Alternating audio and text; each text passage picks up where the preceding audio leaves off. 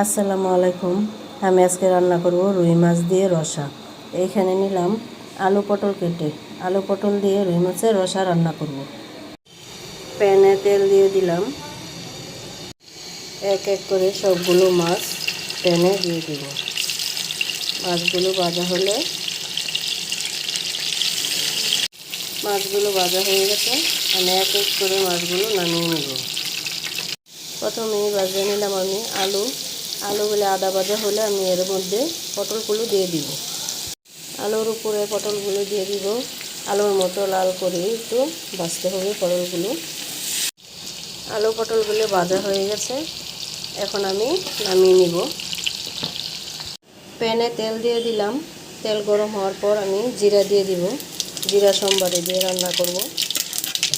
জিরা সম্বারের উপর আমি আলু পটলগুলো ঢেলে দিব।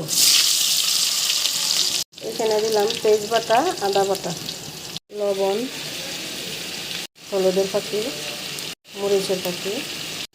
মশলাগুলো ভালো করে কষিয়ে নিয়ে একটু পানি দিয়ে দিব। মাছগুলো দিয়ে একটু কষিয়ে নিব। মাছগুলো কষানো হয়ে গেছে, এখন আমি পানি দিয়ে দিব। এর মধ্যে দিয়ে দিলাম 1 চামচ চিনিটা দিয়ে একটু নেড়ে মিক্সড করে ঢাকনা দিয়ে আমি রেখে দিব। আলু পটলের রান্নাটা হয়ে গেল। আলু পটলের রেসিপিটা তৈরি হয়ে গেল রুই মাছ দিয়ে। আপনারাও বাসায় রান্না করবেন। আমার রান্নাটা যদি ভালো লাগে সাবস্ক্রাইব করবেন।